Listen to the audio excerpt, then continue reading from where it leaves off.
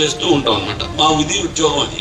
అంటే ఏంటి, మీ రక్షణలో ప్రతి క్షణం మేము మీకు భాగస్వామ్యం అవుతాము.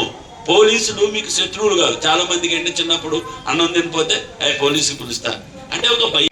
అలాంటి ఘర్షణ లేకుండా చూసుకోవాల్సిన బాధ్యత ఉంది. ఎందుకు నేను కుటుంబ వ్యవస్థ కోసం పోరాడుతున్నానంటే, మన పిల్లల్ని గద్దల్లాగా కాకుల్లాగా నుంచి కోడి పిల్లల్ని ఎలా రక్షించుకోవాల్సి వచ్చే సిచ్యువేషన్ వచ్చేసి. ఇందాక మీకు చెప్పాను కదండి, చిన్నపిల్లల కాడి నుంచి 18 ఏళ్ల లోపల మా మహిళలకు మీకు కావాలంటే ఒక నెంబర్ ఇస్తాం. మీద మీకు శక్తి యాప్ డౌన్లోడ్ చేసుకొని జస్ట్ మీకు ఎప్పుడు భయం వేసినా ఇలా 5 సార్లు ఊపితే మీ దగ్గరకు వస్తారు. నేను చెప్పే 3 పాయింట్లు.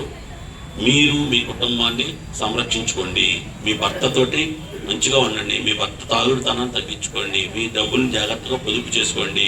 అదేవిధంగా డబ్బుగా గౌరవిస్తూ దాన్ని మీ పెట్టుకునే వస్తువులు జాగ్రత్తగా పెట్టుకోండి. ఎవరిని నమ్మి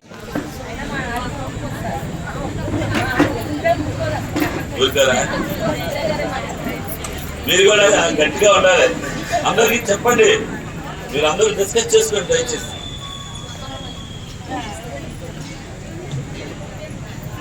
చెప్పట్లు పెట్టండి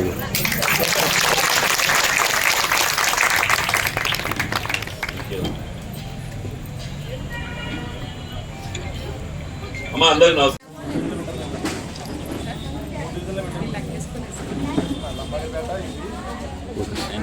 కూతురుతో తగాదా రావచ్చు, కొడుకుతో తగాదా రావచ్చు, కానీ అంత్య నిష్ఠూరం కన్నా ఆది నిష్ఠూరం మేలు. అంతేనా? తగు రెండప్పుడే పీకాలి.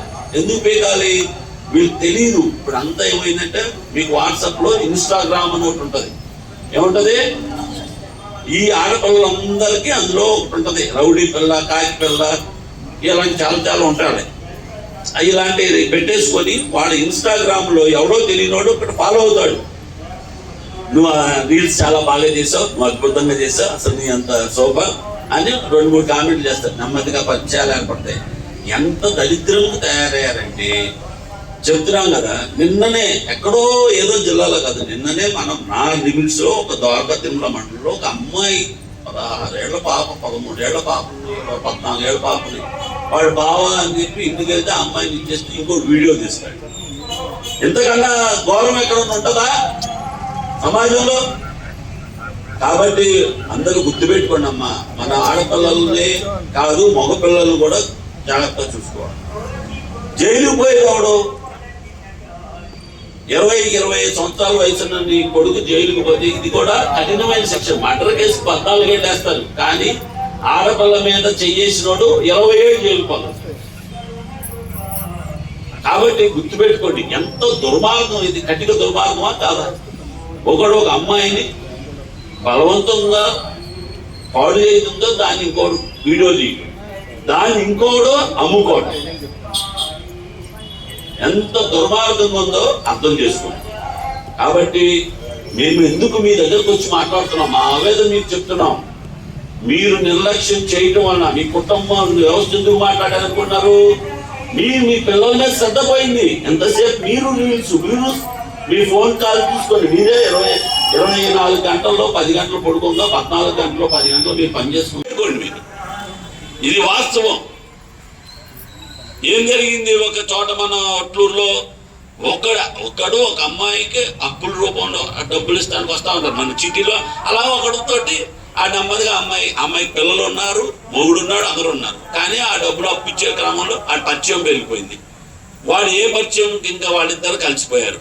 ఈ లోపల వీడిని డిస్కస్ చేసి ఇంకోరెవరితో మాట్లాడుతుందంట అమ్మాయి. అందుకు వాడు కోపం వచ్చి అప్పిస్తాను రాని తీసుకెళ్లి చంపేసి కప్పెట్టేశాడు. మీ పేపర్లో చదివి ఉంటారు 3 నెలల కిందట. అర్థమైందా? కమ్యూనిటీ సర్వేయర్స్ మేము. అంటే మీకు సహాయకులు. ఎవరికి నిజమైన మీకు నువ్వు బాధ వచ్చింది, నీ బొగుడు కొట్టాడు, ఎవరు రావాలి? పోలీసు రావాలి. మీకు ఇంకొక ఎవరో పక్కింటి వాళ్ళు తిట్టారు, ఎవరు రావాలి? పోలీసు రావాలి.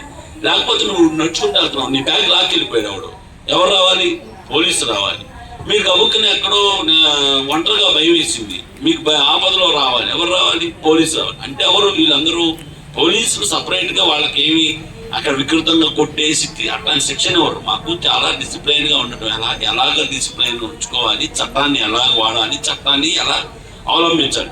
మేము ఎవరికి శత్రువులు అంటే తప్పుడు పని చేసే వాళ్ళకి, తప్పుడు పని చేసే ప్రతి ఒక్కరికి మేము శత్రువులు. ఎందుకు? వాడికి భయం ఉండాలి, అంతే కదా. ప్రజల యొక్క ధనమాన ప్రాణాలను